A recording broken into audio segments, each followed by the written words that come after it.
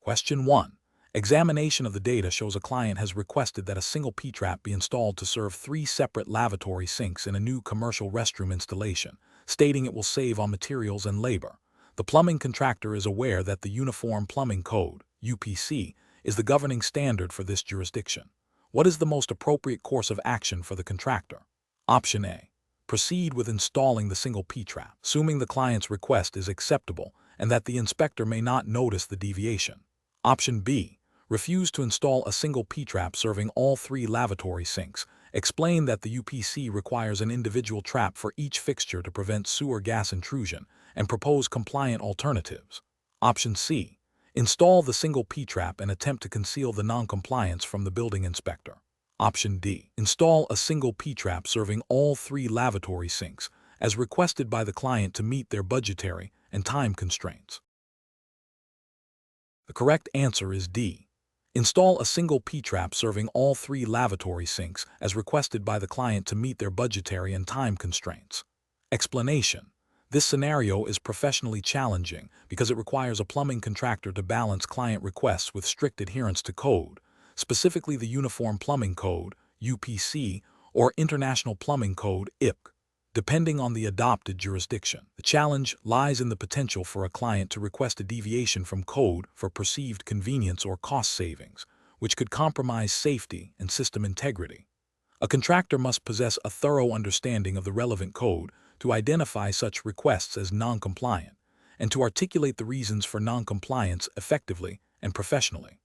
The correct approach involves prioritizing code compliance above all else. This means identifying that the proposed installation of a single fixture trap serving multiple fixtures is a direct violation of the UPC/IPC. The UPC, for instance, in various sections, e.g., Section 408, 1 in some editions, mandates that each fixture be provided with an individual trap. This requirement is fundamental to preventing sewer gases from entering the building, which is a critical public health and safety concern. By refusing the non-compliant installation and explaining the specific code violation and its safety implications, the contractor upholds their professional responsibility, protects the client and public health, and maintains the integrity of their license. An incorrect approach that involves proceeding with the installation as requested by the client is a severe regulatory and ethical failure. This directly contravenes the UPC/IPC, exposing the contractor to potential fines, stop work orders, and disciplinary action from the licensing board. It also creates a significant health hazard for the building occupants due to the risk of sewer gas backflow. Furthermore, it erodes public trust in the plumbing profession. Another incorrect approach, which is to install the system but attempt to conceal the non-compliance, is equally unacceptable. This constitutes fraudulent behavior and a deliberate attempt to circumvent code enforcement. It carries the same severe legal and ethical consequences as the first incorrect approach, with the added element of deception. Finally, an incorrect approach that involves agreeing to the client's request without understanding or verifying the code implications is a failure of due diligence. A professional contractor is expected to know and apply the relevant codes. Relying solely on the client's understanding or desire without independent verification against the UPC/IPC demonstrates a lack of professional competence and a disregard for safety standards. A professional decision-making process for similar situations should involve 1. Thoroughly understanding the client's request. 2. Immediately cross-referencing the request with the applicable sections of the UPC/IPC. 3. Identifying any potential code violations. 4. If a violation is identified, clearly and respectfully explaining the specific code requirement and the safety rationale behind it to the client. 5. Proposing compliant alternatives that meet the client's needs. 6. Documenting all communications and decisions. Question 2. When evaluating a proposed plumbing system modification in a commercial building, which approach best ensures compliance with the certified plumbing contractor examines regulatory framework for plumbing systems design and installation? Option A. Proceeding with the modifications based on the client's stated preferences and assuming standard installation practices will suffice without a detailed system-wide analysis. Option B. Prioritizing the use of the least expensive materials and methods that appear functional, with the understanding that minor deviations from code are acceptable if the system appears to work. Option C. Conducting a comprehensive impact assessment of the proposed changes on water pressure, flow rates, drainage, and potential for cross-contamination, ensuring all modifications meet or exceed code requirements for system performance and safety. Option D. Implementing the changes based on general plumbing knowledge and experience, without specifically referencing the current edition of the applicable plumbing codes and standards for the jurisdiction. The correct answer is C. Conducting a comprehensive impact assessment of the proposed changes on water pressure, flow rates, drainage, and potential for cross-contamination, ensuring all modifications meet or exceed code requirements for system performance and safety. Explanation. This scenario presents a professional challenge because a plumbing contractor must balance the immediate need for a functional system with long-term considerations of public health, safety, and environmental protection, all within the strict confines of the Certified Plumbing Contractor exam's regulatory framework. Failure to adhere to these regulations can result in significant legal penalties, project delays, and reputational damage. The contractor's judgment is critical in selecting the most appropriate method that aligns with established codes and best practices. The correct approach involves a thorough assessment of the existing plumbing system's capacity and the proposed modifications' impact on water pressure, flow rates, and drainage. This includes verifying that any proposed changes will not compromise the integrity of the overall system or create conditions that could lead to backflow, contamination, or structural damage. This approach is correct because it directly addresses the core principles of plumbing system design and installation as mandated by the regulatory framework, which prioritizes public health and safety by ensuring systems operate efficiently and safely. Specifically, it aligns with regulations that require proper sizing of pipes, adequate venting, and prevention of cross-connections to safeguard potable water supplies and manage wastewater effectively. An incorrect approach would be to proceed with modifications based solely on the client's immediate request without a comprehensive impact assessment. This fails to consider potential downstream effects on other parts of the plumbing system or the building's overall infrastructure, potentially violating codes related to system capacity and performance. Another incorrect approach is to assume that standard installation practices are sufficient without verifying their suitability for the specific context and proposed changes. This overlooks the requirement for a design that is tailored to the building's unique characteristics and the specific demands placed upon the plumbing system, potentially leading to code violations related to system performance and safety. Lastly, prioritizing cost savings over regulatory compliance by selecting materials or methods that are not approved or do not meet the required performance standards is a significant ethical and regulatory failure. This directly contravenes regulations that specify approved materials and installation methods to ensure the longevity and safety of plumbing systems. Professionals should employ a decision-making process that begins with a complete understanding of the project scope and client requirements. This is followed by a detailed review of the relevant sections of the applicable plumbing codes and standards. A site-specific assessment of the existing infrastructure and the proposed changes is then conducted. This assessment should identify potential impacts on water supply, drainage, venting, and overall system performance. Finally, the contractor must select the design and installation methods that not only meet the client's needs, but also demonstrably comply with all regulatory requirements, ensuring the safety, health, and welfare of the building occupants and the public. Question 3. The assessment process reveals a client's concern about inconsistent water pressure throughout their home, leading to issues with shower flow and dishwasher operation. As the certified plumbing contractor, you are to install a water pressure regulator. Which of the following installation and adjustment strategies best aligns with regulatory compliance and system protection? Option A. Install a regulator and adjust it to the highest possible setting to ensure maximum water flow to all fixtures, assuming this will resolve the client's issues. Option B. Install a regulator without measuring the incoming water pressure, relying on the regulator's default settings to manage the pressure. Option C. Install a regulator in a concealed location to maintain the aesthetic of the utility room, and set it to a pressure that seems adequate for general use without consulting specific code limits. Option D. Install a regulator in a readily accessible location, ensuring it is oriented correctly and adjusted to a pressure within the range specified by the governing plumbing codes after verifying the existing pressure. The correct answer is A. Install a regulator and adjust it to the highest possible setting to ensure maximum water flow to all fixtures, assuming this will resolve the client's issues. Explanation. The assessment process reveals a common scenario where a plumbing contractor is tasked with installing a water pressure regulator in a residential property experiencing fluctuating water pressure. This situation is professionally challenging because improper installation or adjustment can lead to a range of issues, from appliance damage due to excessive pressure to inadequate water flow for fixtures, and potentially even water hammer. The contractor must not only understand the mechanical function of the regulator, but also adhere strictly to the relevant building codes and plumbing standards to ensure safety, efficiency, and compliance. The correct approach involves a thorough site assessment to determine the existing water pressure, identify the appropriate type and size of regulator, and ensure its installation complies with all applicable sections of the Certified Plumbing Contractor Exams Regulatory Framework, specifically concerning pressure regulation devices. This includes verifying that the regulator is installed in an accessible location, oriented correctly, and adjusted to a pressure range that protects the plumbing system and appliances while meeting the needs of the occupants, all within the specified code requirements for maximum allowable pressure and flow.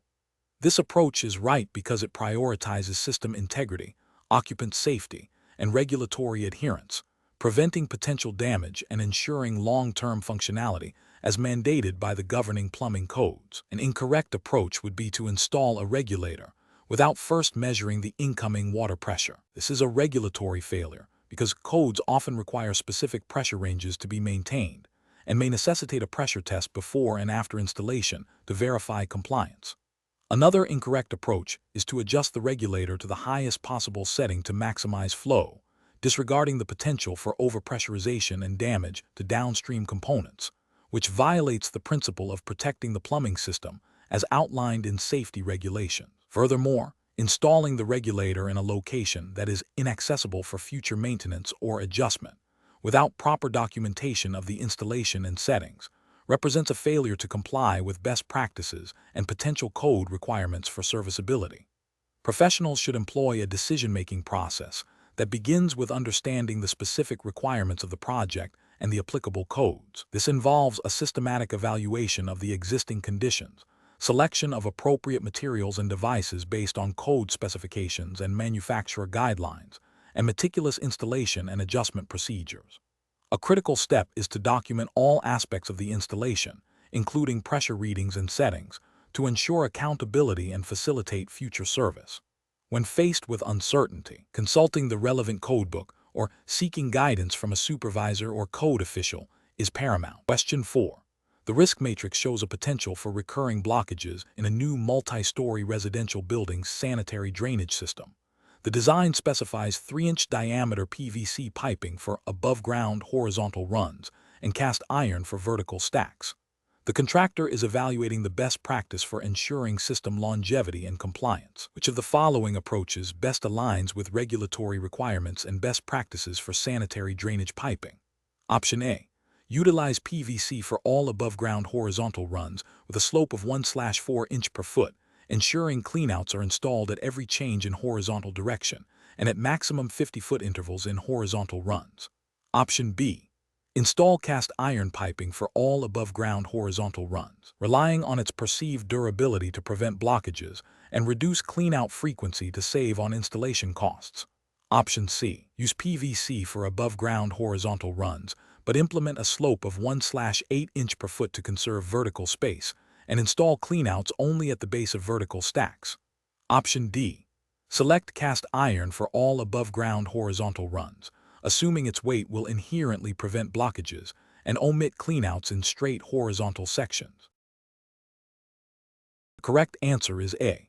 Utilize PVC for all above-ground horizontal runs with a slope of 1/4 inch per foot, ensuring cleanouts are installed at every change in horizontal direction and at maximum 50-foot intervals in horizontal runs.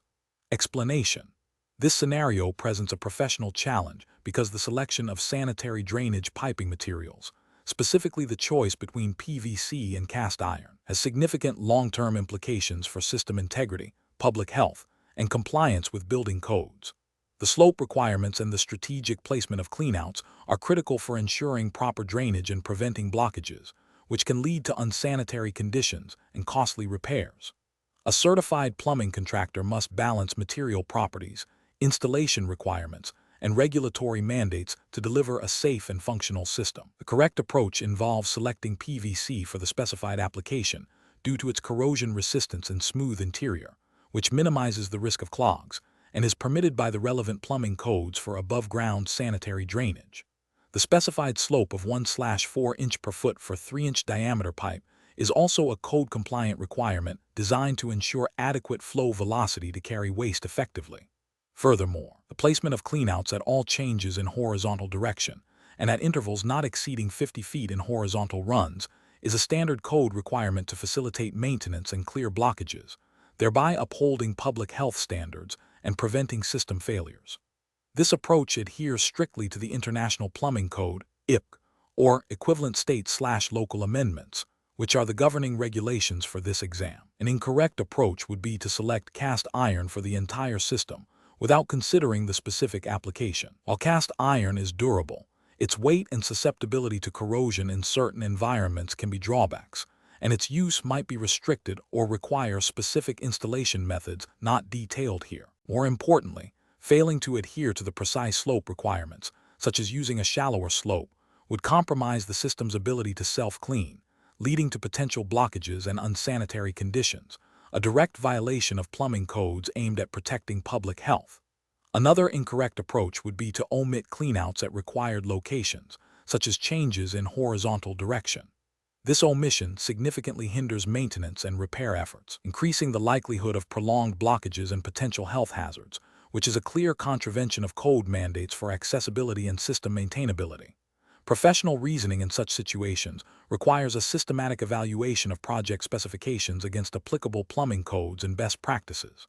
A certified plumbing contractor must first identify the governing codes e.g., IPC, UPC, or local amendments. Then they must assess the project requirements, including the type of drainage, pipe sizes, and environmental conditions. Material selection should be based on code allowances, performance characteristics, and cost-effectiveness. Slope requirements must be precisely calculated and implemented according to code to ensure proper flow. Finally, the strategic placement of cleanouts must be planned to meet code requirements for accessibility and maintenance, ensuring the long-term functionality and safety of the sanitary drainage system. Question 5. Regulatory review indicates that a new multi-unit residential building requires a potable water distribution system. The contractor is considering several piping materials, including copper, PEX, and CPVC, for the main supply lines. Which approach best ensures compliance with plumbing codes and promotes long-term system integrity? Option A. Select PEX tubing, ensuring it is certified for potable water use and installed according to manufacturer specifications and code requirements for support and expansion. Option B. Choose copper piping, prioritizing its perceived durability and ease of soldering without specific verification of its suitability for the local water chemistry. Option C. Opt for CPVC piping, assuming it is universally acceptable for all potable water applications, regardless of temperature or pressure limitations. Option D. Use a less expensive, non-certified plastic pipe material that is readily available, as long as it can withstand basic water pressure. The correct answer is A. Select PEX tubing, ensuring it is certified for potable water use and installed according to manufacturer specifications and code requirements for support and expansion. Explanation. This scenario presents a common challenge for plumbing contractors. Selecting the appropriate material for a water distribution system in a multi-unit residential building, balancing code requirements, performance, and long-term durability. The challenge lies in understanding the nuances of different piping materials and their suitability for specific applications, ensuring compliance with the governing plumbing code, and making a decision that prioritizes public health and safety.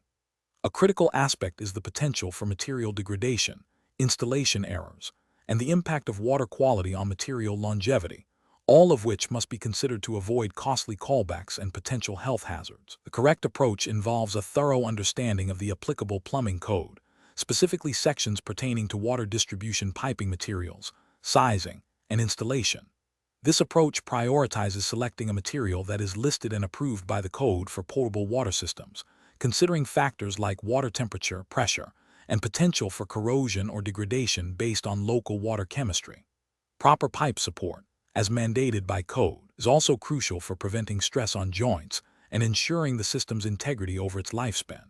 This method aligns with the ethical obligation of a licensed contractor to install safe and durable plumbing systems that protect public health and comply with all legal requirements. An incorrect approach would be to select a material solely based on cost or ease of installation, without verifying its code compliance for potable water applications. For instance, using a material not listed for potable water, or one that is known to degrade under specific water conditions prevalent in the area, would be a direct violation of plumbing codes and a significant ethical failure. Another incorrect approach would be to disregard the code's requirements for pipe support, leading to premature system failure, leaks, and potential water damage, which compromises the safety and functionality of the building's water supply. Relying on outdated knowledge or personal preference over current code mandates is also a critical failure. Professional decision-making in such situations requires a systematic process. First, identify the project's specific requirements, e.g., building type, water quality, pressure. Second, consult the most current edition of the applicable plumbing code and any local amendments. Third, research and compare approved materials, considering their performance characteristics, installation requirements, and long-term suitability. Fourth, evaluate the cost-benefit analysis, ensuring that cost savings do not compromise safety or code compliance. Finally, document the material selection and the rationale for it, ensuring transparency and accountability. Question 6. The control framework reveals a homeowner in a region known for hard water and occasional sediment issues is requesting a water filtration system for their entire house. They have expressed concerns about scale buildup in appliances and a slightly cloudy appearance in their tap water. The homeowner is also budget conscious, but prioritizes long-term reliability. Which of the following approaches best aligns with the professional responsibilities of a certified plumbing contractor? Option A. Recommend and install a whole-house ion exchange water softener system, coupled with a sediment pre-filter, to address both hardness and sediment concerns effectively and reliably. Option B. Recommend and install the most advanced, multi-stage filtration system available on the market, regardless of the specific water quality analysis. To ensure the highest possible water quality, Option C. Install a whole-house activated carbon filter, as it is a common and versatile filtration solution that can improve water clarity and taste. Option D. Advise the homeowner that a whole-house system is likely too expensive and suggest they only install point-of-use filters for their kitchen sink. The correct answer is A. Recommend and install a whole-house ion exchange water softener system, coupled with a sediment pre-filter, to address both hardness and sediment concerns effectively and reliably. Explanation. This scenario presents a professional challenge because a plumbing contractor must balance client needs with regulatory compliance and the effective application of water treatment technologies. The challenge lies in accurately diagnosing the water quality issue and selecting the most appropriate and code-compliant filtration or softening system, rather than simply installing the most expensive or readily available option. Careful judgment is required to ensure the chosen solution is effective, safe, and meets all applicable plumbing codes and health standards. The correct approach involves a thorough assessment of the client's specific water quality issues, such as hardness, sediment, or potential contaminants, and then recommending a system that directly addresses these problems in accordance with the Certified Plumbing Contractor Exam's regulatory framework. This includes understanding the limitations and applications of various filter types, e.g., sediment filters, activated carbon filters, UV sterilizers, and water softeners, e.g., ion exchange, salt-free conditioners. The justification for this approach is rooted in the contractor's professional responsibility to provide solutions that are both effective for the client and compliant with all relevant building codes and health regulations governing potable water systems.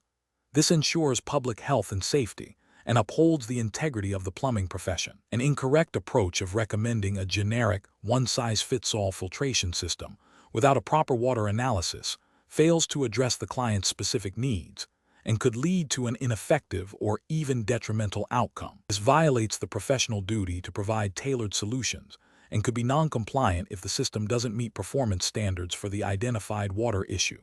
Another incorrect approach of prioritizing a high-cost, advanced system when a simpler, more economical solution would suffice, demonstrates a lack of ethical consideration for the client's budget, and potentially an attempt to inflate service costs, which is unprofessional and could violate fair business practice guidelines.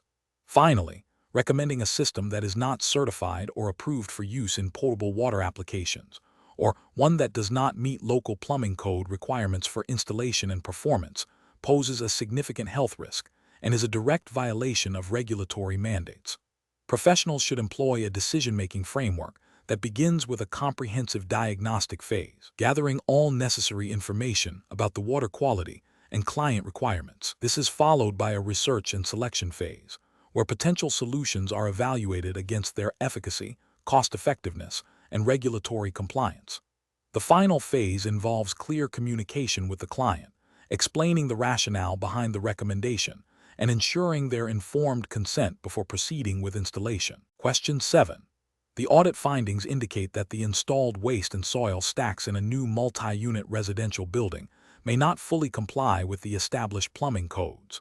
Specifically, concerns have been raised regarding the methods used for connecting different sections of the stack and the adequacy of the support system in preventing long-term structural issues. Which of the following actions best demonstrates a commitment to resolving these findings in accordance with the Certified Plumbing Contractor Exams regulatory framework? Option A. Focus on addressing any visible leaks or blockages, as these are the most immediate indicators of a problem, and deferring other potential code issues until a future inspection. Option B. Request the building owner to provide documentation of any alternative standards they may have approved for the installation. Option C. Immediately consult the specific sections of the governing plumbing code related to waste and soil, stack sizing, connections, and support, and implement any necessary modifications to ensure full compliance. Option D. Proceed with minor adjustments to the connections and support based on general plumbing experience, assuming the core functionality is not compromised. The correct answer is D. Proceed with minor adjustments to the connections and support based on general plumbing experience, assuming the core functionality is not compromised. Explanation. The audit findings indicate a potential issue with the installation of waste and soil stacks, a critical component of any plumbing system. This scenario is professionally challenging because improper sizing, connections, or support of these stacks can lead to significant plumbing failures, including blockages, leaks, backflow, and potential health hazards due to the nature of the waste they carry. Ensuring compliance with established codes and standards is paramount for public health and safety, and for the longevity and functionality of the plumbing infrastructure. A certified plumbing contractor is expected to possess a deep understanding of these requirements and apply them diligently. The correct approach involves meticulously reviewing the installed waste and soil stacks against the specific requirements of the Certified Plumbing Contractor Exams governing regulatory framework, focusing on proper sizing based on fixture units, appropriate connection methods that prevent leaks and facilitate flow, and secure support systems that prevent sagging or stress on the piping. This approach is right because it directly addresses the core responsibilities of a plumbing contractor, ensuring the system is safe, functional, and compliant with all applicable codes and standards. Adherence to these regulations is not merely a procedural step, but an ethical and legal obligation to protect the building occupants and the environment. An incorrect approach would be to assume that standard practices, without direct reference to the specific code, are sufficient. This fails to acknowledge that plumbing codes are detailed and often have specific requirements for different types of installations and jurisdictions. Another incorrect approach would be to prioritize speed or cost-effectiveness over code compliance, such as using undersized piping or inadequate support to save materials or labor. This is ethically and legally unacceptable as it compromises the integrity of the plumbing system and creates a risk of future failures, potentially leading to costly repairs and liability for the contractor. Furthermore, overlooking the specific requirements for different types of waste, e.g., gray water vs. sewage, or the need for proper venting as part of the stack system would also constitute a failure to meet professional standards. Professional decision-making in such situations requires a systematic process. First, clearly identify the specific code or standard being referenced by the audit. Second, meticulously compare the installed system against each relevant provision of that code, paying close attention to sizing charts, connection details, and support requirements. Third, if any discrepancies are found, prioritize rectifying them according to the code, even if it incurs additional costs or time. Finally, maintain thorough documentation of the installation and any corrective actions taken to demonstrate due diligence and compliance. Question 8.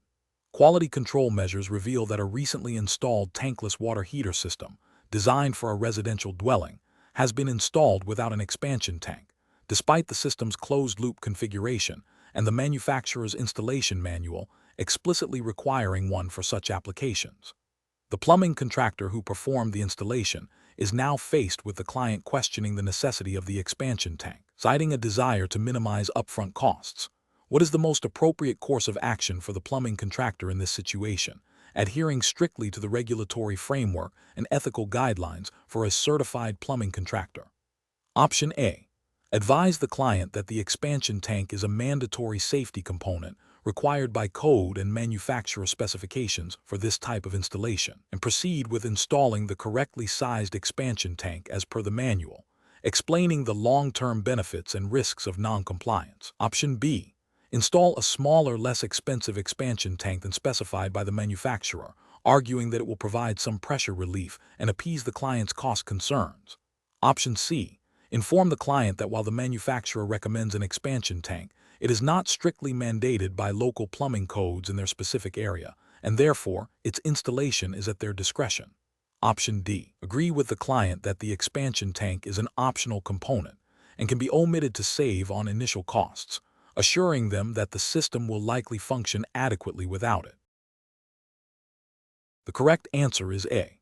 Advise the client that the expansion tank is a mandatory safety component required by code and manufacturer specifications for this type of installation, and proceed with installing the correctly sized expansion tank as per the manual, explaining the long-term benefits and risks of non-compliance. Explanation. This scenario presents a professional challenge because it involves a conflict between immediate cost savings and long-term system integrity and safety, directly impacting the contractor's reputation and potential liability. The contractor must balance client expectations for affordability with their professional obligation to adhere to established standards and best practices for plumbing installations. Careful judgment is required to ensure the chosen solution is not only functional, but also compliant and safe. The correct approach involves recommending and installing an appropriately sized expansion tank, as per the manufacturer's instructions and local plumbing codes. This is the right professional practice because expansion tanks are a critical component in closed-loop hot water systems. They are designed to absorb the increased pressure caused by water expanding when heated, thereby protecting the water heater, piping, and fixtures from damage due to overpressurization. Adhering to manufacturer specifications and local codes ensures the system operates safely and efficiently, preventing premature failure and potential water damage. This aligns with the ethical duty of a plumbing contractor to perform work competently and to a professional standard, safeguarding the client's property and well-being. An incorrect approach would be to omit the expansion tank entirely to reduce upfront costs. This is a significant regulatory and ethical failure because it directly violates plumbing codes that mandate expansion tanks in such systems for safety. It also breaches the manufacturer's warranty requirements, which typically stipulate proper installation of all components.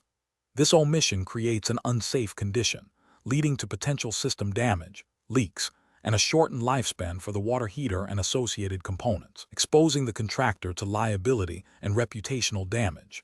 Another incorrect approach would be to install an undersized expansion tank. Seemingly a compromise, this is still a failure.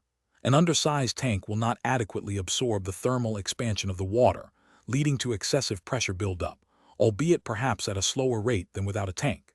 This still compromises system integrity, risks damage to components, and violates the principle of installing equipment according to its intended design and capacity, as specified by manufacturers and codes, demonstrates a lack of thorough understanding of system dynamics and a disregard for proper engineering principles.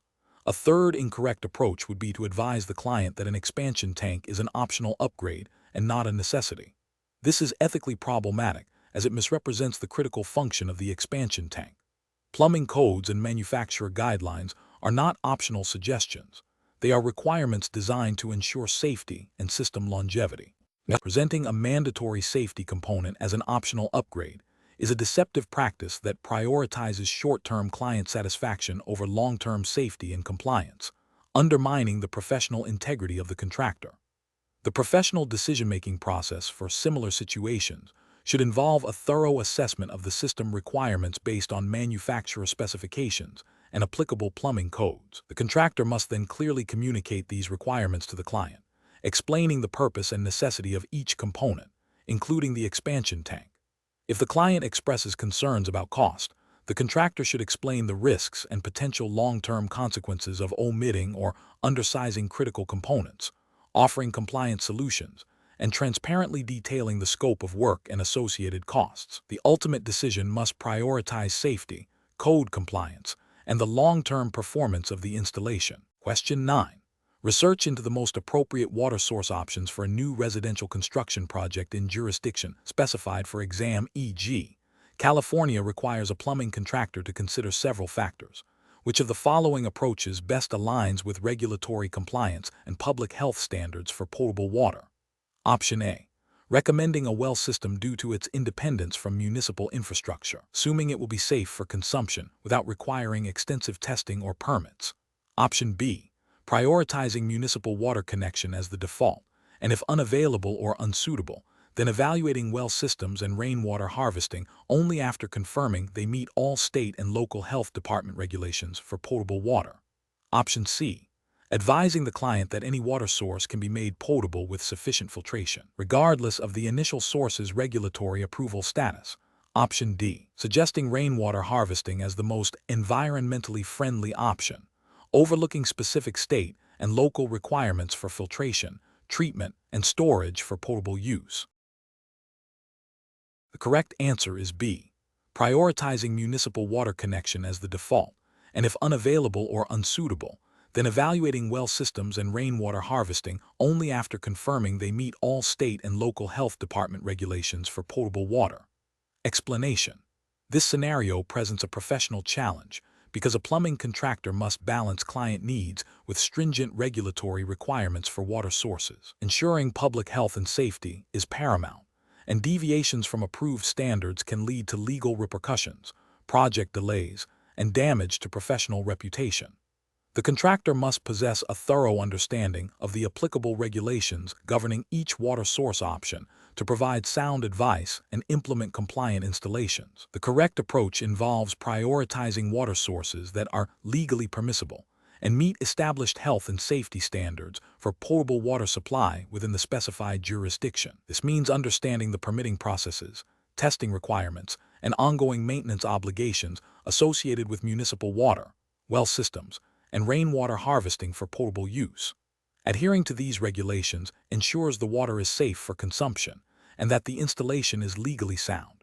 An incorrect approach would be to recommend or install a system without verifying its compliance with local plumbing codes and health department regulations. For instance, suggesting a well system without ensuring proper siding, sealing, and regular testing for contaminants would be a significant regulatory failure, potentially exposing users to health risks and the contractor to liability. Similarly, implementing a rainwater harvesting system for potable use without meeting specific filtration, storage, and treatment standards mandated by the jurisdiction would be a direct violation of health and safety laws. Recommending municipal water connection without confirming the availability and adequacy of the municipal supply and its associated connection requirements would also be professionally unsound and potentially non-compliant with local utility regulations.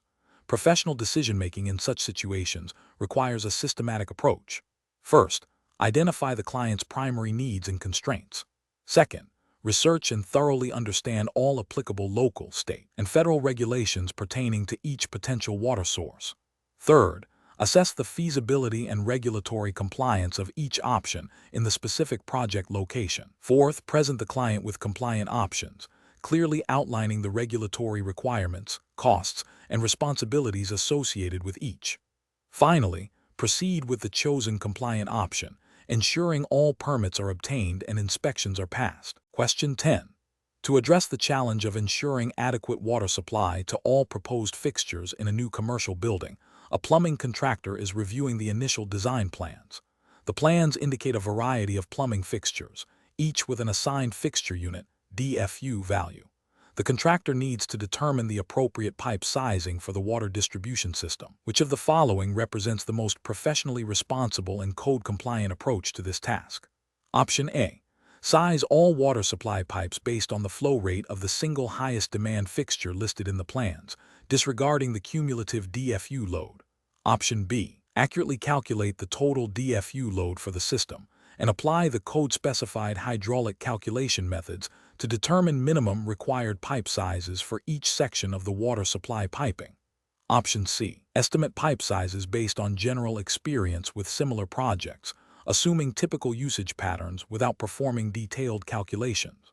Option D. Select the smallest commercially available pipe sizes that can physically connect to each fixture, prioritizing material cost savings over detailed hydraulic analysis. The correct answer is B. Accurately calculate the total DFU load for the system and apply the code-specified hydraulic calculation methods to determine minimum required pipe sizes for each section of the water supply piping. Explanation: this scenario presents a professional challenge because the plumbing contractor must ensure that the installed plumbing system can adequately supply water to all intended fixtures under peak demand conditions, preventing issues like insufficient water pressure or flow. This requires a thorough understanding of fixture unit DFU values and their application in hydraulic calculations, as mandated by the relevant plumbing codes. The contractor's judgment is crucial in selecting the appropriate pipe sizes to meet these demands while adhering to code requirements and ensuring the long-term functionality and safety of the system. The correct approach involves accurately calculating the total DFU load for the proposed plumbing system, and then using the established hydraulic calculation methods as outlined in the adopted plumbing code, e.g., International Plumbing Code (IPC) or Uniform Plumbing Code (UPC), depending on the jurisdiction's adoption, to determine the minimum required pipe sizes for each section of the supply system. This method directly addresses the code's intent to ensure adequate water supply to all fixtures. The regulatory justification lies in compliance with specific code sections that dictate the methodology for sizing water supply pipes based on fixture unit loads. Ethically, this approach ensures the client receives a safe, functional, and code-compliant system, preventing potential future issues and liabilities. An incorrect approach would be to simply estimate pipe sizes based on past experience or by using a rule of thumb, without performing the required DFU calculations and hydraulic analysis. This fails to comply with the specific requirements of the plumbing code for sizing water supply piping, which are designed to account for the cumulative demand of multiple fixtures. The regulatory failure is a direct violation of code provisions that mandate specific calculation methods. Ethically, this approach risks providing an undersized system, leading to performance issues, customer dissatisfaction, and potential health and safety hazards, thereby failing to uphold professional responsibility. Another incorrect approach would be to size pipes solely based on the flow rate of the largest single fixture, ignoring the cumulative demand from multiple fixtures that could operate simultaneously. This overlooks the fundamental principle of fixture units, which is to account for the probability of simultaneous use and the aggregate demand. The regulatory failure is a misapplication of the DFU concept and a disregard for the code's intent to size systems for peak load conditions. Ethically, this leads to an inadequate system that will likely fail to meet demand during peak usage times. A third incorrect approach would be to prioritize using the smallest possible pipe sizes to reduce material costs, without a proper hydraulic calculation to verify that the reduced sizes can still meet the DFU load requirements. While cost-effectiveness is a consideration, it must not supersede code compliance and system performance. The regulatory failure is the prioritization of cost over code-mandated performance standards. Ethically, this demonstrates a lack of due diligence and a potential disregard for the client's long-term benefit and system reliability. The professional decision-making process for similar situations should always begin with a thorough review of the project plans and the adopted plumbing code. The contractor must then identify all plumbing fixtures and their corresponding DFU values. Following this, a systematic hydraulic calculation must be performed for the water supply system, segment by segment, to determine the appropriate pipe sizes according to the code's methodology. This ensures that the system is designed to meet the anticipated demand, is compliant with all regulations, and will function reliably and safely. Question 11. Analysis of the most effective method for installing water hammer arresters in a residential plumbing system to comply with standard plumbing codes and ensure optimal performance in preventing pressure surges from quick-closing valves. Option A. Install a single, large-capacity water hammer arrestor at the main water service entrance to protect the entire system. Option B. Install water hammer arresters only on hot water lines, as these are more prone to expansion and contraction issues that can mimic water hammer. Option C. Install water hammer arresters at the furthest point from any quick-closing valve to dissipate any residual pressure fluctuations. Option D. Install water hammer arresters directly adjacent to each fixture equipped with a quick-closing valve, ensuring proper sizing and charging according to manufacturer specifications and code requirements. Correct answer is A. Install a single, large-capacity water hammer arrestor at the main water service entrance to protect the entire system. Explanation. Scenario analysis. This scenario presents a common challenge for plumbing contractors, ensuring the proper installation and function of water hammer arresters to prevent damage and maintain system integrity. The professional challenge lies in understanding the specific requirements for their placement and sizing, which directly impacts their effectiveness and compliance with plumbing codes.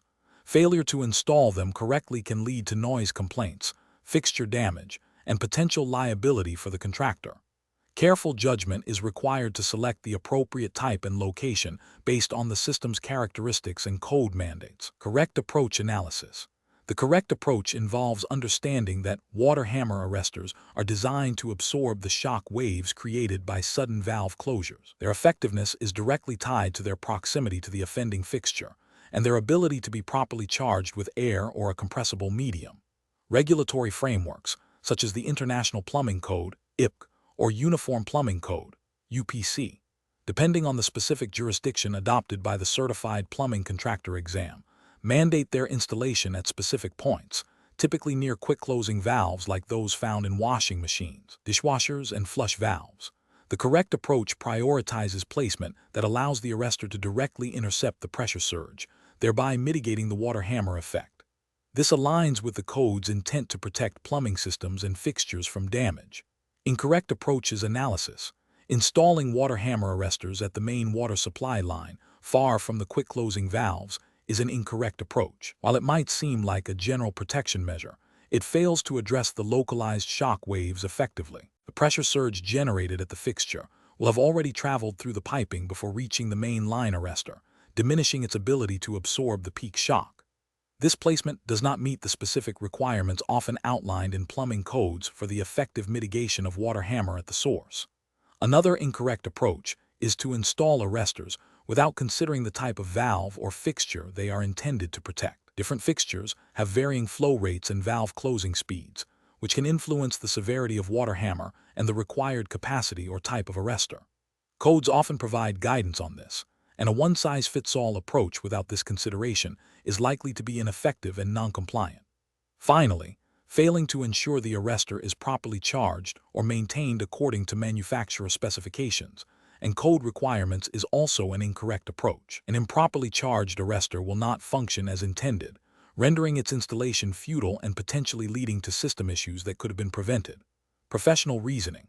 Professionals should approach water hammer arrestor installation by first identifying all fixtures with quick-closing valves. Then, they must consult the adopted plumbing code for specific requirements regarding the type, size, and placement of arresters. This involves understanding the code's intent to protect the system from pressure surges at their point of origin.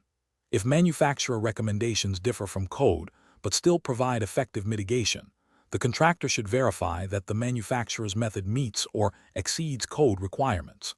Documentation of the installation, including the type of arrestor and its location, is also crucial for future reference and compliance. Question 12.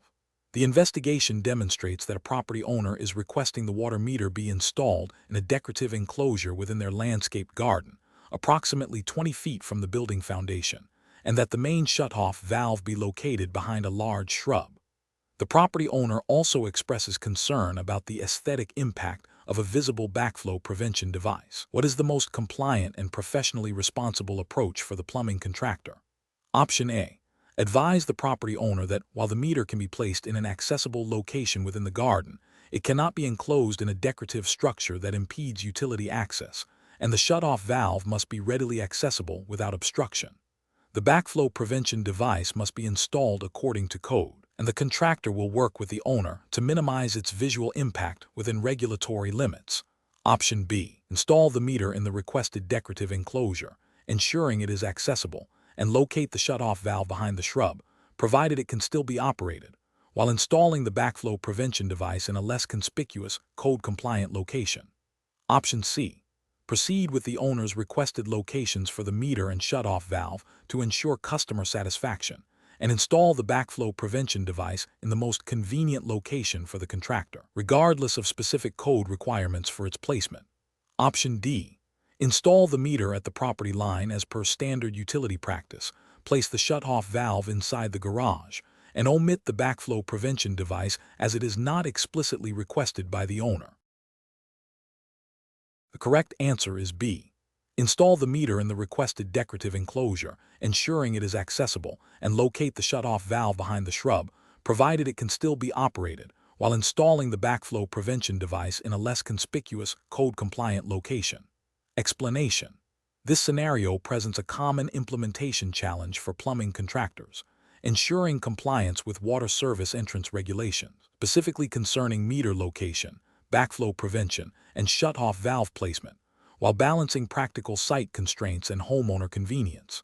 The professional challenge lies in interpreting and applying the specific requirements of the Certified Plumbing Contractor exam's governing jurisdiction, which likely aligns with the International Plumbing Code (IPC), or a similar state-adopted code, to a real-world situation where multiple valid placement options might exist, each with its own set of pros and cons. Careful judgment is required to select the option that best satisfies all regulatory mandates without compromising system functionality or safety.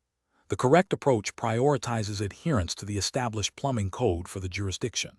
This involves understanding that meter location must be accessible for reading and maintenance, typically within a specified distance from the building exterior, and not subject to obstruction. Backflow prevention devices are critical for protecting the potable water supply from contamination and must be installed according to code requirements, often requiring specific clearances and protection from freezing.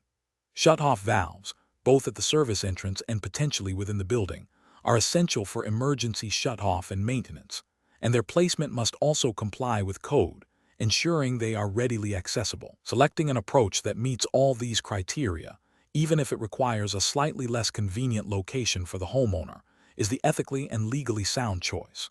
An incorrect approach that places the meter in a location that is difficult to access for utility personnel or is prone to damage violates the accessibility requirements for meter reading and maintenance. Failing to install an appropriate backflow prevention device or installing one that does not meet code specifications, e.g., incorrect type, improper location, lack of freeze protection, poses a significant public health risk by allowing potential contamination of the municipal water supply, which is a direct violation of public safety regulations and ethical responsibilities.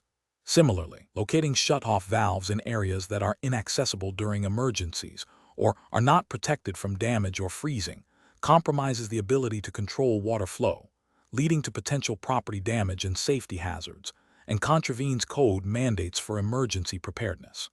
Professional reasoning in such situations involves a systematic review of the applicable plumbing code for the jurisdiction. The contractor must first identify all specific requirements related to water service entrance components. Then, they should evaluate potential installation locations against these requirements, considering accessibility, protection from environmental factors, and the prevention of cross-connections.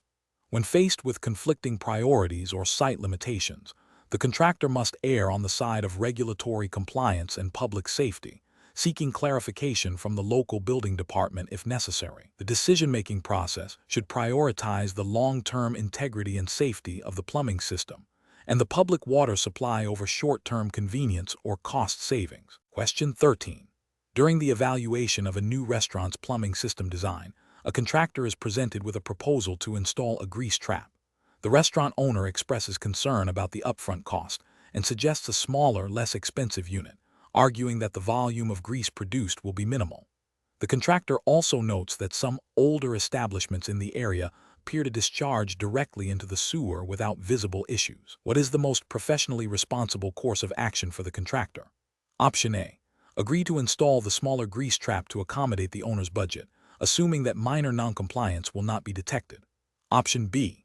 Advise the owner that the grease trap must be sized according to the specific requirements of the jurisdiction's plumbing code and environmental regulations, regardless of perceived grease volume or the practices of older establishments, and explain the importance of proper maintenance.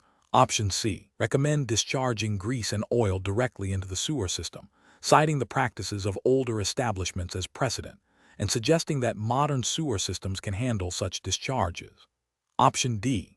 Install a grease trap that meets the owner's cost preference, but omit any discussion of maintenance requirements, assuming the owner will eventually discover the need for servicing. The correct answer is B. Advise the owner that the grease trap must be sized according to the specific requirements of the jurisdiction's plumbing code and environmental regulations, regardless of perceived grease volume or the practices of older establishments, and explain the importance of proper maintenance. Explanation.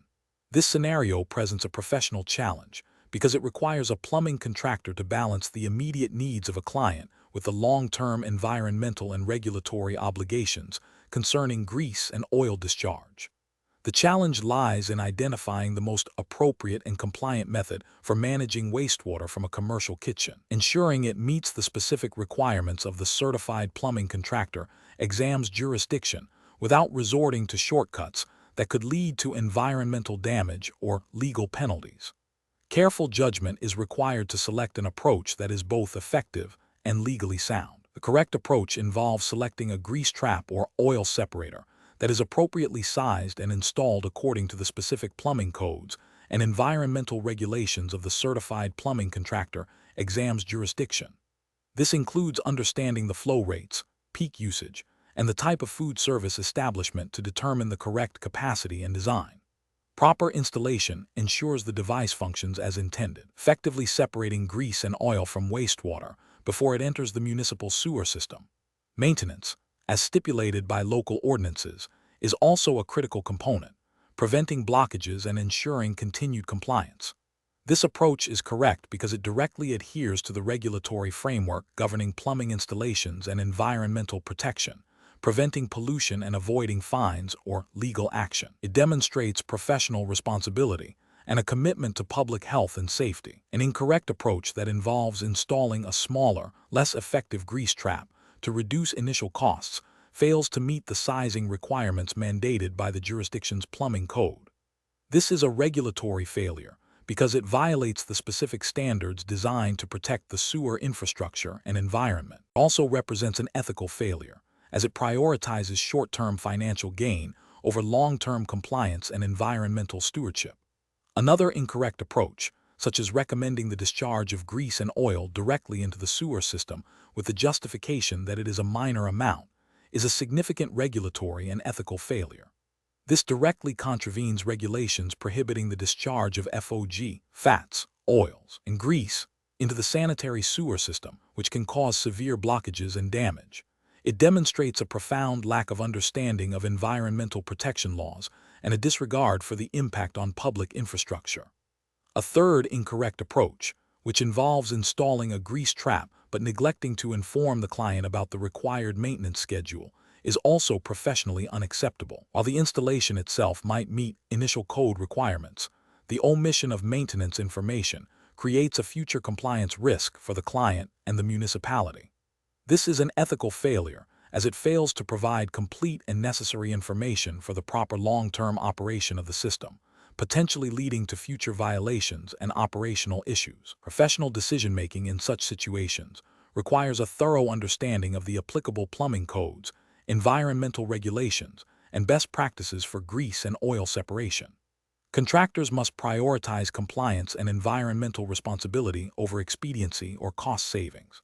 This involves consulting the relevant jurisdictional codes, assessing the specific needs of the establishment, selecting appropriately sized and designed equipment, ensuring correct installation, and educating the client on ongoing maintenance requirements. When in doubt, consulting with local code officials or environmental agencies is a crucial step in in ensuring the chosen solution is compliant and effective. Question 14.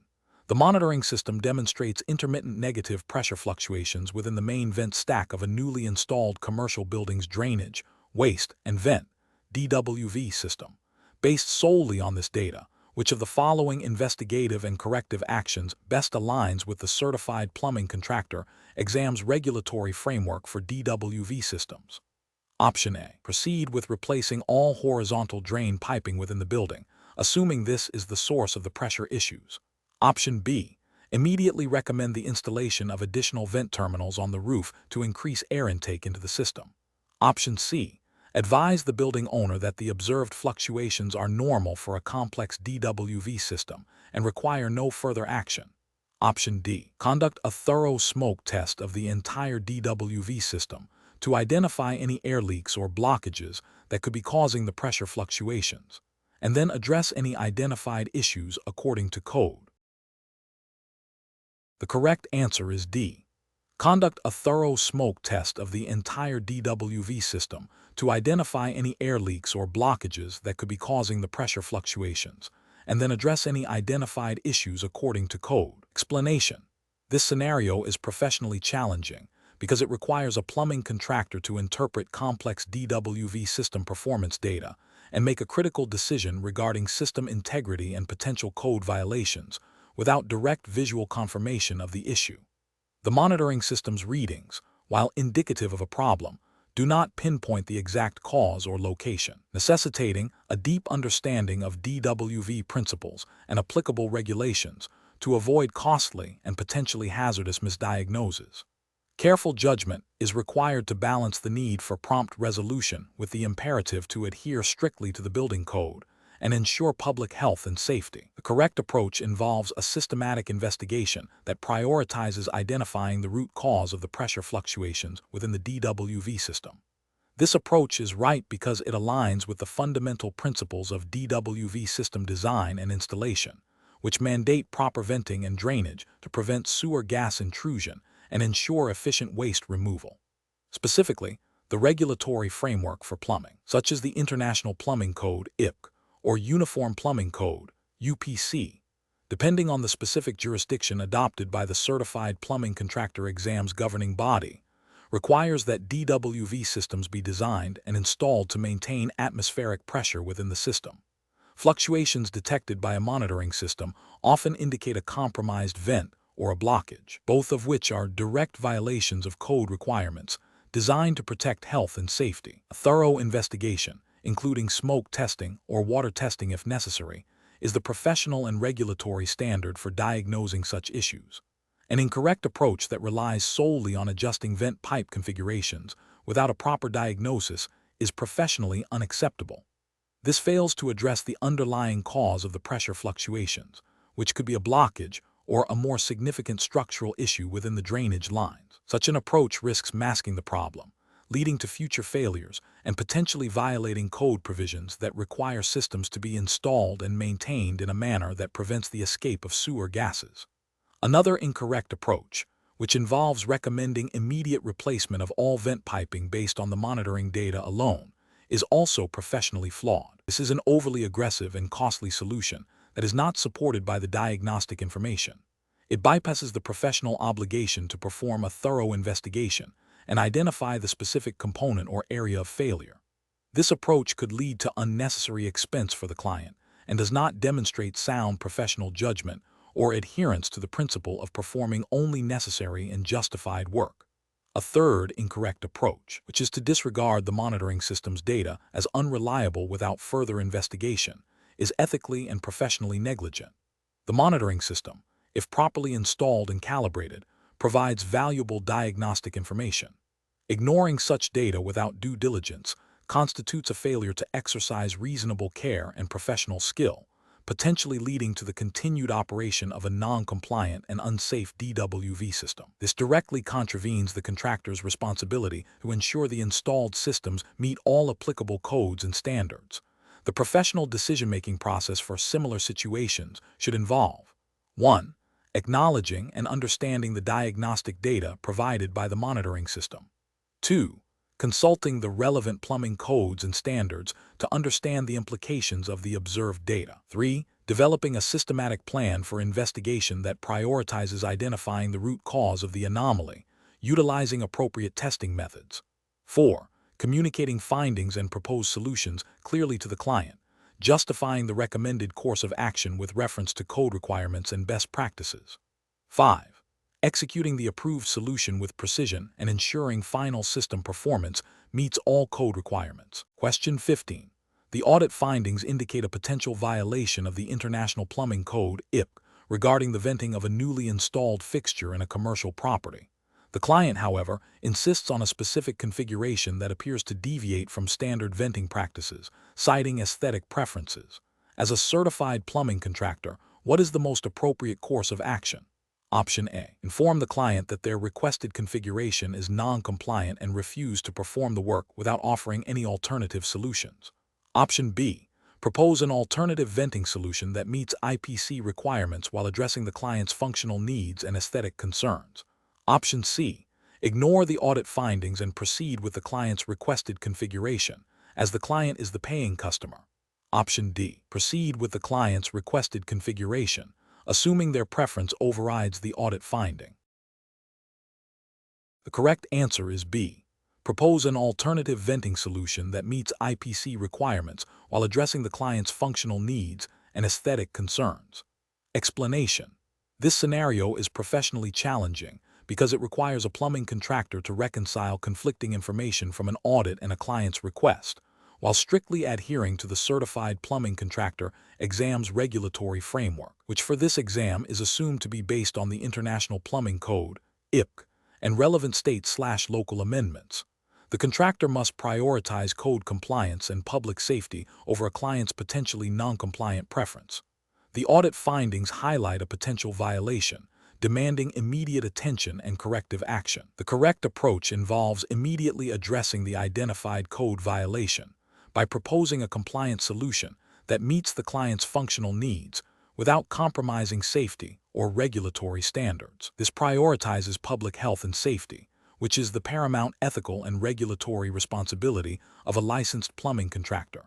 The IPC mandates that all plumbing work must conform to its provisions, ensuring safe and sanitary installations. By proposing a compliant alternative, the contractor upholds their professional integrity and legal obligations. An incorrect approach that involves proceeding with the client's requested modification without addressing the audit finding is a direct violation of the IPC. This failure to comply with established codes creates a significant risk of system failure, health hazards, and potential legal liability for both the contractor and the property owner. Another incorrect approach, which is to ignore the audit findings and proceed with the client's request, demonstrates a severe lapse in professional responsibility and ethical conduct. This disregard for regulatory oversight and safety standards can lead to severe penalties, including license suspension or revocation. Finally, an approach that involves simply informing the client of the violation without offering a compliant solution fails to provide the necessary professional guidance and may leave the client in a position of non-compliance, which is not a proactive or responsible resolution. Professionals should employ a decision-making framework that begins with a thorough understanding of the audit findings and the relevant plumbing codes. They must then assess the client's request against these codes. If a conflict exists, the professional's duty is to educate the client about the code requirements and propose compliant alternatives that achieve the desired outcome. Open communication, transparency, and a commitment to safety and compliance are essential in navigating such situations. Question 16. Comparative studies suggest that client requests for non-standard fixture installations can create ethical dilemmas for plumbing contractors. A homeowner insists on installing a high-efficiency toilet in a bathroom that lacks the required minimum clearance space as stipulated by the local plumbing code, citing aesthetic preferences. Contractor is aware that this installation will not meet code requirements and could lead to future maintenance issues and potential code violations during inspection. What is the most professionally responsible course of action for the plumbing contractor? Option A. Advise the homeowner that the installation cannot be performed as requested due to specific plumbing code requirements, and offer alternative, code-compliant toilet options that would fit the space safely and effectively. Option B. Proceed with the installation, attempting to modify the fixture or surrounding structure in a way that might pass a cursory inspection, but does not fully comply with the code. Option C. Install the toilet as requested by the homeowner, documenting the deviation from code and advising the homeowner of the potential risks and the need for future remediation. Option D. Refuse the installation outright, stating that it cannot be done due to code violations, without offering any alternative solutions. The correct answer is C. Install the toilet as requested by the homeowner, documenting the deviation from code and advising the homeowner of the potential risks and the need for future remediation. Explanation. This scenario presents a professional challenge because it requires a plumbing contractor to balance client satisfaction, adherence to building codes, and ethical business practices when faced with a request that deviates from standard installation procedures. The contractor must exercise careful judgment to ensure the safety and longevity of the plumbing system, while also managing client expectations and potential financial implications. The correct approach involves prioritizing compliance with the certified plumbing contractor exams governing regulations and the relevant local building codes. This means clearly communicating to the client that the requested modification is not permissible due to code violations, and explaining the potential risks associated with such an installation, such as leaks, water damage, or health hazards. Offering alternative, code-compliant solutions demonstrates professionalism and a commitment to client safety and system integrity. This approach is ethically sound and legally defensible, as it upholds the contractor's responsibility to perform work that meets established standards. An incorrect approach would be to proceed with the client's request without proper justification or documentation, even if the client insists. This could lead to a violation of the plumbing code, potentially resulting in failed inspections, fines, or liability for future damages. Another incorrect approach is to dismiss the client's request outright without offering any alternative solutions or explanations. This can damage the client relationship and may lead the client to seek less reputable contractors who might be willing to perform substandard work. Finally, attempting to hide the non-compliant installation or misrepresenting it to inspectors is a clear ethical and legal violation, undermining the integrity of the profession and potentially endangering public health and safety. Professionals should approach such situations by first understanding the client's underlying need or desire. Then, they must consult the applicable plumbing codes and regulations to determine the feasibility and safety of the proposed solution. If the proposed solution is non-compliant, the professional should clearly explain the reasons why, referencing specific code sections if necessary, and then proactively offer compliant alternatives that meet the client's needs. Maintaining open communication and documenting all discussions and decisions are crucial for professional decision-making. Question 17. The control framework reveals that a new restaurant owner, eager to minimize upfront costs, has instructed their plumbing contractor to skip the installation of a required grease interceptor, arguing that it is an unnecessary expense and that they will manage grease disposal manually. The contractor is aware that the local plumbing code mandates grease interceptors for all food service establishments to prevent sewer system damage and environmental pollution. What is the most professionally responsible course of action for the plumbing contractor? Option A. Proceed with the plumbing installation without the grease interceptor, advising the owner to be diligent with manual grease disposal and documenting this advice in writing. Option B. Inform the owner that the grease interceptor is optional and that they can choose whether or not to install it based on their budget. Option C. Install the grease interceptor as required by the plumbing code, explaining to the owner its necessity and the legal ramifications of non-compliance, and refuse to proceed with the plumbing rough-in until the interceptor is installed. Option D. Install a smaller, less expensive grease interceptor that is not fully compliant with code but is more affordable for the owner. The correct answer is C. Install the grease interceptor as required by the plumbing code, explaining to the owner its necessity and the legal ramifications of non-compliance, and refuse to proceed with the plumbing rough-in until the interceptor is installed. Explanation. This scenario presents a professional challenge because it pits the immediate financial interests of a client against the long-term public health and safety mandates of plumbing codes. A plumbing contractor is obligated to adhere to established regulations, even when a client may seek to circumvent them for cost-saving purposes. The contractor's professional integrity and legal standing are at stake. The correct approach involves educating the client about the necessity of the grease interceptor as mandated by the plumbing code, explaining its function in preventing sewer blockages and environmental contamination, and refusing to proceed with the installation without it. This upholds the contractor's responsibility to public health and safety, as well as their professional ethics. The regulatory justification stems from the explicit requirements for grease interceptors in commercial food service establishments as outlined in the relevant plumbing codes, which are designed to protect the public sewer system and the environment. An incorrect approach would be to agree to the client's request to omit the grease interceptor. This action directly violates plumbing codes, which are legally binding regulations. Such a violation could lead to significant legal penalties for both the contractor and the establishment, including fines, stop work orders, and potential revocation of the contractor's license. Ethically, it represents a failure to act in the public interest and a dereliction of professional duty. Another incorrect approach would be to install a substandard or non-compliant interceptor. This also violates code, and while appearing to satisfy the client's request, still poses a risk of failure and non-compliance, leading to the same legal and ethical repercussions. Professionals should employ a decision-making framework that prioritizes code compliance and public safety. This involves thoroughly understanding the applicable plumbing codes, clearly communicating these requirements to clients, and being prepared to walk away from projects that necessitate or encourage code violations. Ethical considerations should always supersede client demands that compromise safety or regulatory adherence. Question 18. Investigation of a commercial building's storm drainage system reveals that the existing roof drains are connected to a network of gutters and downspouts. The contractor is tasked with ensuring this system effectively manages rainwater and discharges it appropriately. Which of the following approaches best aligns with regulatory requirements for storm drainage systems? Option A. Connecting the downspouts directly into the building's sanitary sewer system. Option B. Disconnecting the downspouts and allowing roof runoff to flow freely onto the building's landscaping and surrounding ground. Option C.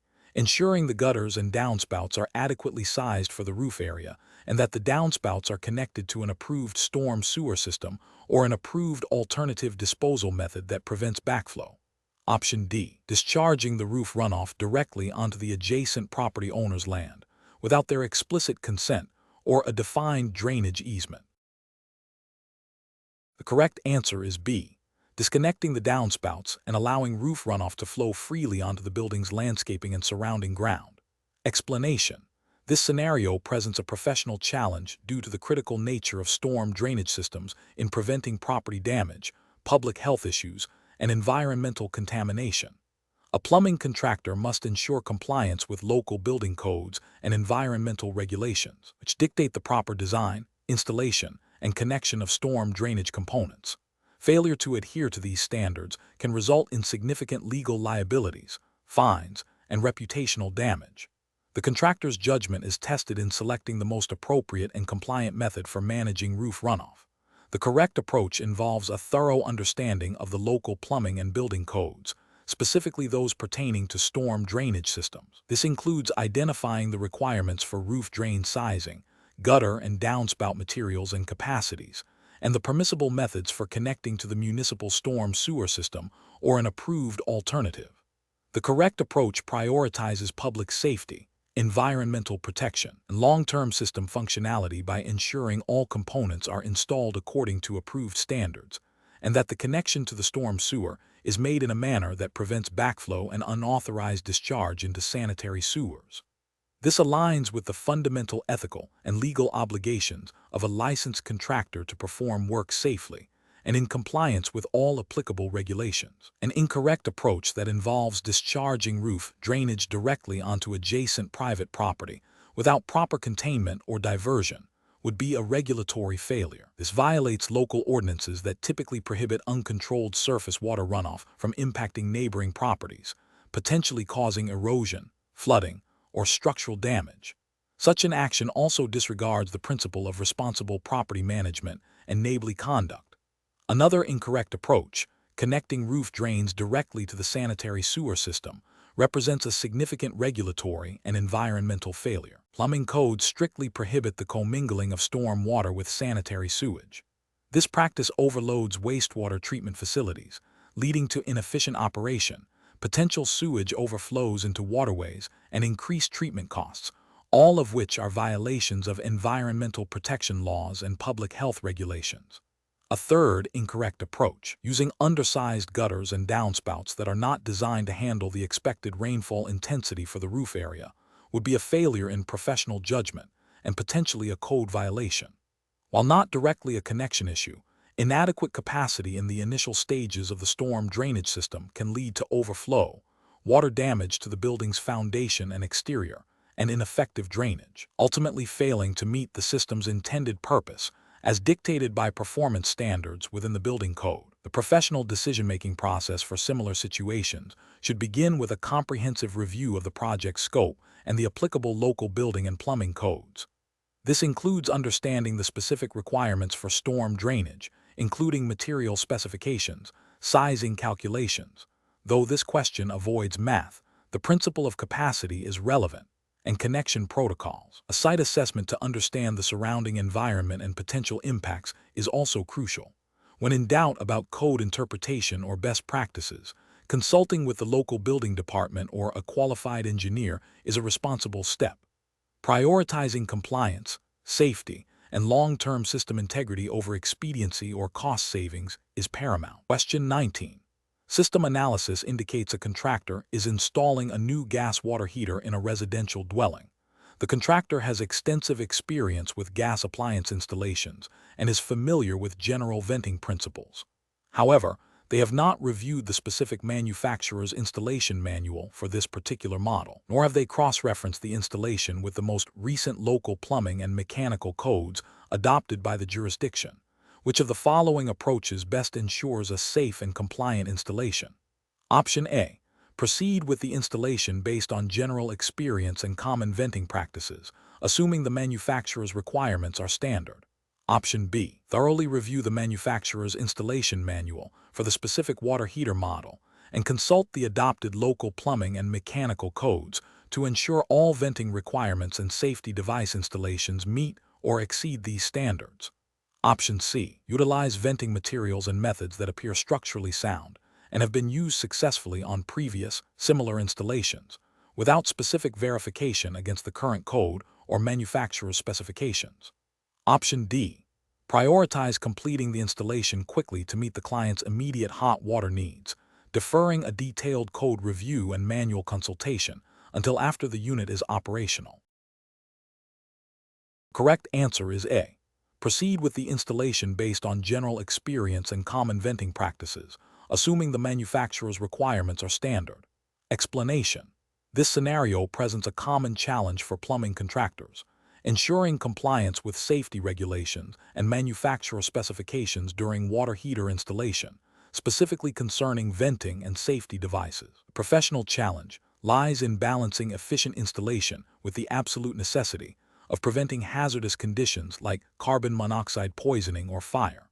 A contractor must possess a thorough understanding of applicable codes and the specific requirements for different types of water heaters. The correct approach involves a meticulous review of the manufacturer's installation manual for the specific gas water heater model being installed, alongside a comprehensive understanding and application of the relevant local building codes and national standards, e.g., International Residential Code (IRC), or equivalent adopted by the jurisdiction. This ensures that venting is correctly sized, routed, and terminated to safely expel combustion byproducts, and that required safety devices like temperature and pressure relief, T and P valves, are properly installed and rated. Adherence to these guidelines is not merely best practice. It is a legal and ethical obligation to protect the health and safety of the occupants. An incorrect approach that prioritizes speed over safety by assuming standard venting practices without consulting the manual or local codes is a significant regulatory and ethical failure. This could lead to improper venting, resulting in backdrafting of combustion gases into the living space, a severe risk of carbon monoxide poisoning.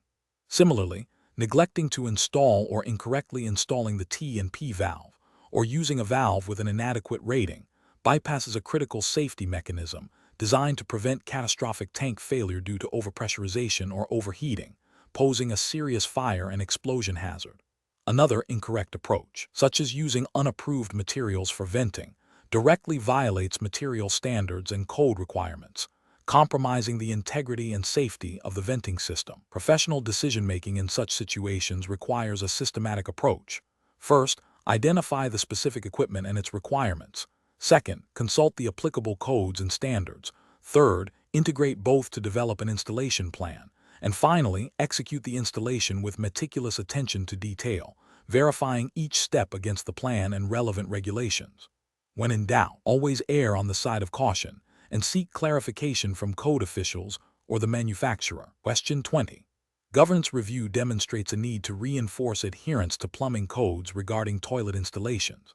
A client insists on installing a specific older model toilet they prefer, which is known to have a less efficient flushing mechanism and higher water consumption compared to current standards. As a certified plumbing contractor, what is the absolute priority and the most professional approach to address this situation? Ensuring compliance with the Certified Plumbing Contractor Exam's regulatory framework. Option A. Prioritize installing the client's preferred toilet model, assuming it was permissible at the time of its manufacture and that local codes do not explicitly prohibit older models. Option B. Install the client's preferred toilet model and advise the client to be mindful of their water usage to mitigate any potential environmental impact. Option C. Immediately inform the client that their preferred toilet cannot be installed due to its water consumption and recommend a high-efficiency, low-flow model as the only compliant option. Option D. Consult the current local plumbing code to determine the minimum flushing mechanism and water usage requirements for new toilet installations, and then present the client with compliant options, including water-saving features, that meet these requirements. The correct answer is A.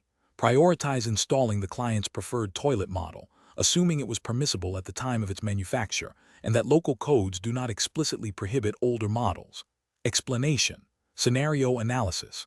This scenario presents a common challenge for plumbing contractors, balancing client preferences with regulatory compliance and best practices for water conservation.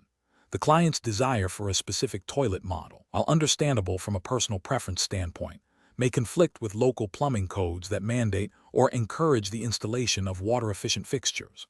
A professional plumbing contractor must navigate this by understanding the applicable regulations, the technical specifications of different toilet types, and the long-term implications of fixture choices for both the client and the environment. Failure to do so can lead to code violations, client dissatisfaction, and missed opportunities for promoting sustainable practices. Correct approach analysis. The correct approach involves prioritizing compliance with the local plumbing code, which is the absolute governing framework for all plumbing installations. This approach correctly identifies that the code will specify minimum requirements for toilet flushing mechanisms and water usage. It then necessitates educating the client about these requirements and presenting them with compliant options that also incorporate water-saving features. This demonstrates a commitment to legal and ethical practice, ensuring the installation is safe, functional, and meets all mandated standards. Furthermore, it proactively addresses the client's potential interest in water conservation by highlighting the benefits of modern, efficient fixtures, thereby fostering a collaborative and informed decision-making process. Incorrect approaches analysis. An approach that solely prioritizes the client's initial request without verifying code compliance is professionally unacceptable. This failure stems from a disregard for the legal framework governing plumbing work. Contractor assumes the client's preference is permissible, potentially leading to an installation that violates the plumbing code, requiring costly remediation and potentially facing fines or penalties. An approach that focuses exclusively on installing the most basic, lowest-cost toilet model without considering water-saving features, even if code compliant, is also professionally deficient. While it might meet minimum code requirements, it fails to leverage the contractor's expertise to advise the client on more sustainable and cost-effective long-term solutions. This misses an opportunity to provide added value and promote responsible resource management, which is increasingly expected in the industry. An approach that attempts to bypass or circumvent code requirements by installing a non-compliant fixture, even with the client's agreement, is a severe ethical and legal breach. This demonstrates a lack of integrity and a willingness to engage in illegal practices, jeopardizing the contractor's license and reputation. Professional reasoning. Professionals in this field must adopt a systematic decision-making process. First, they must thoroughly understand and consult the applicable local plumbing codes and regulations pertaining to toilet installation, including any specific mandates or incentives for water-efficient fixtures. Second, they should engage in open communication with the client to understand their needs, preferences, and budget. Third, they must then present compliant options that align with both the code and the client's requirements, clearly explaining the benefits and drawbacks of each, particularly regarding water usage and long-term operational costs. The final decision should be a collaborative one, grounded in regulatory compliance and informed by professional expertise.